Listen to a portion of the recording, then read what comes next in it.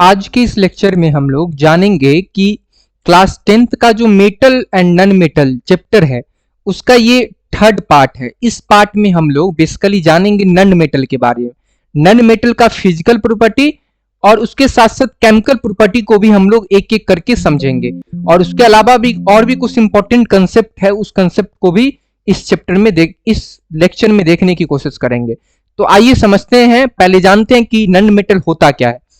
देखो, अगर बात करें नॉन मेटल की तो नॉन मेटल एक ऐसा सब्सटेंस है जो क्या होगा, मेटल के विपरीत होगा। मेटल में जो भी प्रॉपर्टी होता है ना उसके विपरीत होता है नॉन मेटल में। याद करो, आप पार्ट 1 पार्ट 2 देखे होंगे। पार्ट 1 में मैंने समझा रखा है मेटल, तो मेटल का जो भी गुण है ना उसके जस्ट अपोजिट है। आप ऐसे याद कर लो, मेटल का चाहे वो फिजिकल प्रॉपर्टी, इवन की केमिकल प्रॉपर्टी भी ना थोड़ा बहुत अलग दिखेगा। इसमें केमिकल प्रॉपर्टी अलग से याद रखना पड़ेगा, फिजिकल प्रॉपर्टी जस्ट अपोजिट है। आपको एक्सेप्शन बस याद रखना है। तो एक एक करके देखते हैं, physical property of non metal and the chemical property of non metal. ठीक है, जैसे कि नॉन मेटल का कुछ एग्जांपल की बात करें तो जैसे कार्बन हो गया, सल्फर हो गया, phosphorus, silicon, hydrogen, oxygen, nitrogen, chlorine, bromine, neon, argon, ये सब क्या एक तरह का नॉन मेटल है। ठीक है, तो ध्यान रखिएगा, these are the non metal. Non metal element जो होता है उसका खास बात ये होता है ना कि वो good conductor of heat and electricity नहीं होता है, इवन कि न ही वो मैलिएबल होता है, न ही डक्टाइल होता है। वही बात मैंने पहले भी बताया कि मेटल का जो भी प्रॉपर्टी है, फिजिकल प्रॉपर्टी, उसके विपरीत प्रॉपर्टी इसमें देखने को मिलेगा। और अगर हम बात करें इसके आयन का नेचर कैसा होता है, तो याद करो मेटल का मैंने क्या बताया था, इलेक्ट्रोपॉजिटिव। तो उसके विपरीत सोचो, नॉन मेटल का क्या हो जाएगा, तो इलेक्ट्रोनेगेटिव। इलेक्ट्रोनेगेटिव क्या, क्योंकि नॉन मेटल ना इलेक्ट्रॉन एक्सेप्टर होता है, इलेक्ट्रॉन गेन करता है। तो जैसे ही इलेक्ट्रॉन गेन करेगा, मान लो कोई नॉन मेटल है, जैसे सपोज करो क्लोरीन है, तो क्लोरीन ना इलेक्ट्रॉन एक्सेप्टर होता है, ये चाहेगा मेरे ऊपर इलेक्ट्रॉन आए। तो जैसे ही इलेक्ट्रॉन आएगा, मान लो ये क्लोरीन के आउटरमोस्ट सेल में 7 इलेक्ट्रॉन या आउटरमोस्ट सेल में 17 इलेक्ट्रॉन, टोटल इसमें कितना होगा, मान लो ये क्लोरीन है तो इसमें 17 प्रोटॉन और 17 इलेक्ट्रॉन होता है। तो 17 प्रोटॉन और 17 इलेक्ट्रॉन होगा। जैसे इसमें एक और इलेक्ट्रॉन एक्स्ट्रा आएगा, जैसे इसमें एक और इलेक्ट्रॉन एक्स्ट्रा आएगा तो ये 17 प्रोटॉन और 18 इलेक्ट्रॉन हो जाएगा ना। तो ओवरऑल नेट चार्ज क्या हो जाएगा, इस पे एक निगेटिव चार्ज हो जाएगा।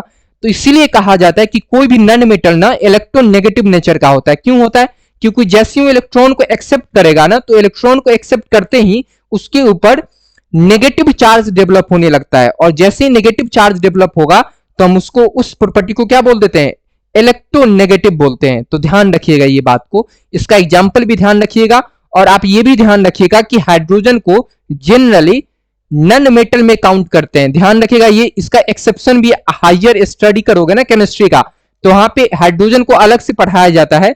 फिलहाल के लिए आप हाइड्रोजन को नॉन मेटल में ही काउंट करके चलिए। अब कुछ इसके फिजिकल प्रॉपर्टी को समझते हैं। वही बात, मेटल का जो भी फिजिकल प्रॉपर्टी मैंने बताया उसका जस्ट विपरीत है। हार्डनेस, नॉन मेटल में हार्डनेस नहीं देखने को मिलेगा।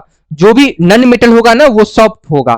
ठीक है, तो non metal generally soft nature का होता है। ठीक है, स्टेट, याद करो मेटल का स्टेट मैंने क्या बताया था, सॉलिड। लेकिन नॉन मेटल ना सॉलिड भी हो सकता है, लिक्विड भी, गैस भी हो सकता है। लस्टर, नॉन मेटल ना, मेटल क्या होता था, वो काफी शाइनिंग नेचर का होता था, लेकिन ये जो है ना नॉन मेटल, वो डल अपीयरेंस का होता है। मतलब जो भी नॉन मेटल आप देखते हो ना अपने आसपास, यहां पर भी मैंने कुछ एग्जांपल दिया नॉन मेटल का, उसका अपीयरेंस जो है ना वो डल होता है। ठीक है, इसका कुछ एक्सेप्शन है, वो एक्सेप्शन याद रखिएगा, डायमंड एंड आयोडीन। आयोडीन और डायमंड ने एक्सेप्शन है नॉन मेटल का, किस चीज में, लस्ट्रस के नेचर में, कि जो भी नॉन मेटल है वो डल अपीयरेंस का होता है, एक्सेप्ट डायमंड एंड आयोडीन। तो ये ध्यान रखिएगा। उसके बाद सोनोरिटी, सोनोरिटी करने का मतलब साउंड प्रोड्यूस कर रहा है कि नहीं, मतलब एक नॉन मेटल के ऊपर दूसरे नॉन मेटल को रब करते हैं या पीटते हैं तो वो साउंड प्रोड्यूस करेगा कि नहीं, तो साउंड प्रोड्यूस नहीं करेगा।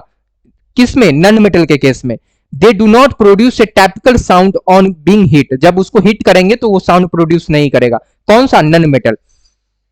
उसके अलावा मैंने ये भी बताया था कि जो भी आप नॉन मेटल को देखोगे तो कंडक्टिविटी नहीं देखने को मिलता है। जैसे कि आपको मैंने क्या बताया था कि जो भी मेटल होता है वो good conductor of heat and electricity होता है, जबकि आप नन मेटल के केस में देखेंगे तो वो बैड कंडक्टर होता है। ये भी एक याद रखिएगा, काफी इंपॉर्टेंट प्रॉपर्टी है जो कि मैंने पहले भी बताया है, हीट का भी और इलेक्ट्रिसिटी का भी। उसके अलावा मेलिएबिलिटी एंड डक्टिलिटी। मेलिएबिलिटी तो आपको पता ही है ना कि जब भी कोई जैसे नन मेटल है तो उसको हम पीट पीट के ना थीन सीट नहीं बना सकते हैं, किसको, नन मेटल को। उसी तरीके से डक्टिलिटी कहने का मतलब ये हुआ कि उसको हम पीट पीट के पतला सा वायर की तरह नहीं बना सकते। तो ये सब प्रॉपर्टी नन मेटल में देखने को नहीं मिलता है, लेकिन इसके जस्ट विपरीत आपको मेटल में देखने को मिल सकता है। उसी तरीके से मेल्टिंग एंड बॉइलिंग पॉइंट की बात की जाए तो जनरली नन मेटल का low melting and boiling point होता है, याद रखिएगा। डेंसिटी एंड कलर की बात करें तो मेटल का डेंसिटी काफी ज्यादा हाई होता है। डेंसिटी कहने का मतलब कि एक स्पेसिफिक वॉल्यूम में कितना मास ऑक्युपाई कर रहा है। तो आप अगर मेटल को देखोगे तो उसका हाई डेंसिटी होता है, whereas if we see the non metal you observe low density।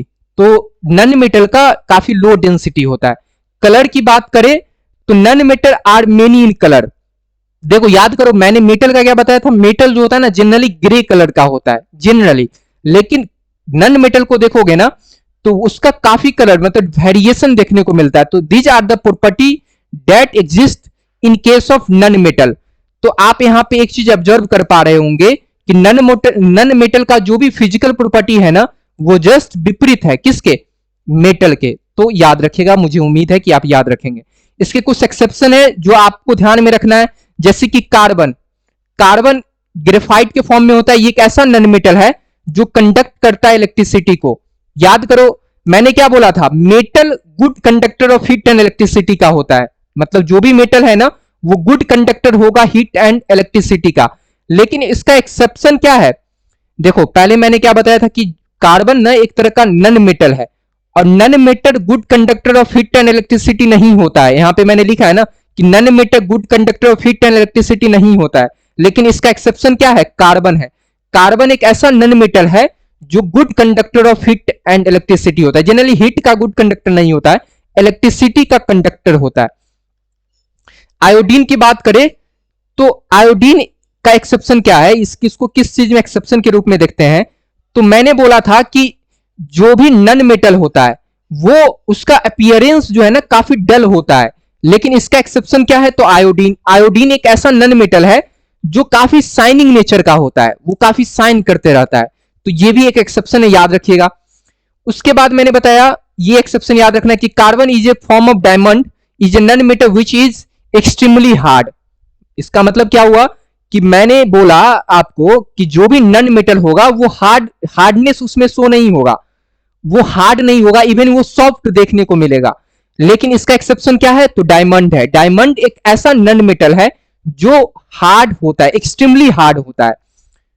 Next, diamond is a non metal which has a very high melting and boiling point. देखो मैंने आपको क्या बोला, नन मेटल का low melting and boiling point होता है, ठीक है, लेकिन डायमंड एक ऐसा नन मेटल है जिसका काफी ज्यादा high melting and boiling point होता है, ध्यान रखिएगा। अब आइए फिजिकल प्रॉपर्टी तो समझ लिए, अब इसी तरीके से हम लोग केमिकल प्रॉपर्टी को समझने की कोशिश करते हैं।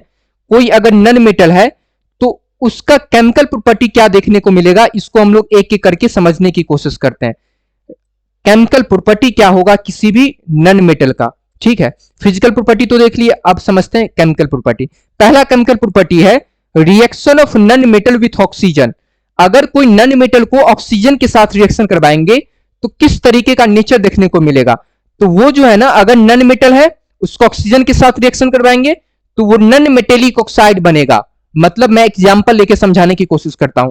एक कोई अपना मन से नन मेटल ले लीजिए, जैसे कि कार्बन है, उसको मैंने ऑक्सीजन के साथ रिएक्शन करवाया। अब कार्बन को ऑक्सीजन के साथ जैसे ही रिएक्शन करवाएंगे ना तो क्या बनेगा, वो नन मेटेलिक ऑक्साइड बनेगा, मतलब CO2 बना लेगा। तो CO2 क्या है, एक नन मेटेलिक है ना, कार्बन एक नन मेटेलिक एलिमेंट है, और ये O मतलब ऑक्साइड बना लिया, तो इसको हम क्या बोलेंगे, नन मेटेलिक ऑक्साइड बना लिया। उसी तरीके से एक और लेते हैं, जैसे कि सल्फर एक नन मेटल है, उसको मैंने ऑक्सीजन के साथ रिएक्शन किया तो वो एक नन मेटेलिक ऑक्साइड बना लिया, मतलब सल्फर डाइऑक्साइड। तो ये तो काफी कॉमन एग्जांपल है जो आप ध्यान रखिएगा, है ना। नेक्स्ट इसका केमिकल प्रॉपर्टी है, पहला केमिकल प्रॉपर्टी कि नन मेटल को ऑक्सीजन के साथ रिएक्शन करवाएंगे तो नन मेटेलिक ऑक्साइड बनाएगा।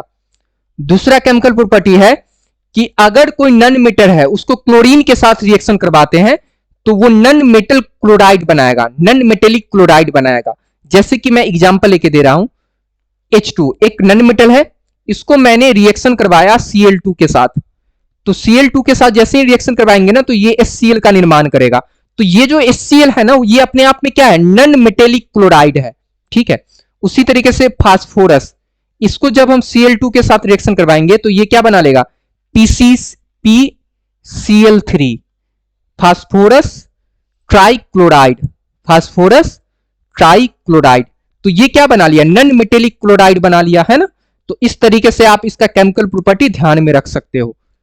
Now move on third chemical property of non metal.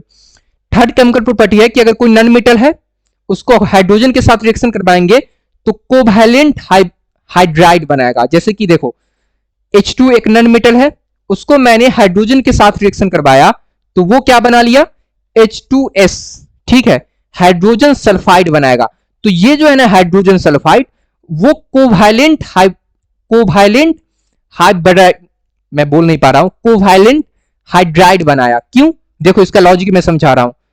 H2 क्या है, एक नन मेटल है, और हाइड्रोजन क्या है, एक नन मेटल है, मतलब कि ये भी नन मेटल और ये भी नन मेटल, और नन मेटल क्या बनाएगा, कोवैलेंट बॉन्ड ही तो बनाएगा। आगे आप पढ़ोगे तो नन मेटल कोवैलेंट बॉन्ड का निर्माण करता है, तो इसीलिए बोला गया कोवैलेंट हाइब्रिडाइड। तो इसी उसका मैंने एग्जांपल दे दिया। एक और एग्जांपल लेके मैं आपको समझाता हूं। जैसे कि N2 है, इसको मैं अगर H2 के साथ रिएक्शन करवाता हूं तो ये क्या चीज बना लेगा, NH3 बना लेगा। तो ये भी एक कोवैलेंट बॉन्ड बन गया। तो this is the third chemical property of non metal. अगर फोर्थ एक और प्रॉपर्टी की बात कर लेते हैं कि अगर कोई many metal form ionic compound, many metal form ionic compound when they react with non metal. देखो काफी इंपॉर्टेंट पॉइंट बता रहा हूं, जब कोई मेटल नन मेटल के साथ रिएक्शन करता है ना तो वो आयोनिक कंपाउंड बनाता है। देखो अगर कोई मेटल प्लस मेटल रिएक्शन करता है तो मेटेलिक कंपाउंड बनाता है, ठीक है।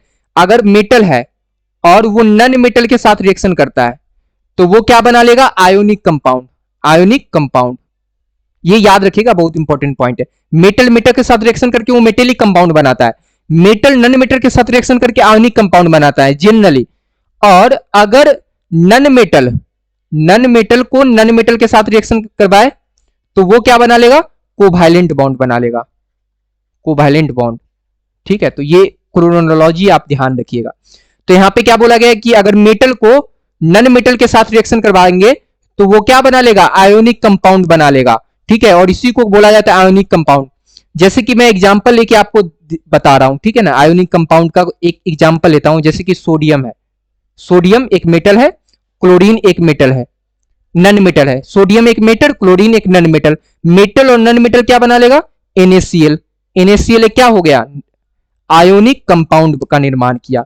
तो ये हमारा क्या बना, आयोनिक कंपाउंड बना। तो ध्यान रखिएगा किस तरीके से आयोनिक कंपाउंड बनता है, काफी इंपॉर्टेंट है। जैसे कि एक और देख लो, मैग्नीशियम है, उसको अगर हम, मैग्नीशियम क्या है, अपने आप में एक मेटल है, अगर उसको हम किसी नन मेटल के साथ रिएक्शन करवाए तो वो क्या बना लेगा, MgCl2। और वो MgCl2 क्या होगा, एक आयोनिक कंपाउंड होता है, ठीक है। तो आई होप आपको आयोनिक कंपाउंड का एग्जांपल क्या होता है वो भी समझ में आ गया, बनता कैसे है। तो मेटल और नन मेटल की रिएक्शन करने के बाद, अच्छा एक चीज और ध्यान रखिएगा कि जो आयोनिक कंपाउंड होता है ना उस होके इलेक्ट्रिसिटी पास कर सकता है, मतलब वो गुड कंडक्टर ऑफ इलेक्ट्रिसिटी होता है, ठीक है। ये भी ध्यान रखना है आपको। तो ये कुछ इंपॉर्टेंट पॉइंट था जो मैंने फिजिकल प्रॉपर्टी और केमिकल प्रॉपर्टी जो मैंने आपको बता दिया। आयोनिक कंपाउंड जो है ना जनरली सॉलिड होता है, ठीक है, और इसके बीच में फोर्स ऑफ अट्रैक्शन काफी ज्यादा होता है, ठीक है। आयोनिक कंपाउंड मैं थोड़ा बता देता हूं आयोनिक कंपाउंड के बारे में। आयोनिक कंपाउंड बनता कैसे है, तो मेटल और नन मेटल के रिएक्शन करने के बाद ये जनरली सॉलिड होता है कंपाउंड बनने के बाद। इसके बीच में फोर्स ऑफ अट्रैक्शन काफी ज्यादा होता है, फोर्स ऑफ अट्रैक्शन काफी ज्यादा होता है आयोनिक कंपाउंड के बीच में। ये ब्राइटल होता है, ठीक है, आयोनिक कंपाउंड। अगर और हम कुछ बात करें आयोनिक कंपाउंड को, तो ionic compound can dissolve in what, water. ये वाटर में इजिली डिजॉल्व हो सकता है आयनिक कंपाउंड, ठीक है, कैन डिजॉल्व इन वाटर, ठीक है। तो ये कुछ इंपॉर्टेंट पॉइंट है आयनिक कंपाउंड के बारे में, आप ध्यान रखिएगा, है ना। तो इस तरीके से हमने देखा इस लेक्चर में कि कोई भी नन मेटल है तो नन मेटल होता क्या है, इसका फिजिकल प्रॉपर्टी क्या है, केमिकल प्रॉपर्टी क्या है, आयनिक कंपाउंड क्या होता है, और फिजिकल प्रॉपर्टी कैसे मेटल के फिजिकल प्रॉपर्टी के विपरीत है, ये भी हमने सीखा। उसके साथ साथ कुछ एक्सेप्शन भी मैंने बताया यहाँ पे, वो आपको ध्यान रखना है, ये काफी ज्यादा इंपॉर्टेंट एक्सेप्शन है जो आपको ध्यान में रखना है। तो आज के लिए इतना ही रखते हैं। होप आपको इस लेक्चर में समझ में आया होगा, जो भी मैंने कंसेप्ट आपको बताया। अगर आपको समझ में आया तो please hit the like button and also subscribe this channel. Okay, thank you for listening.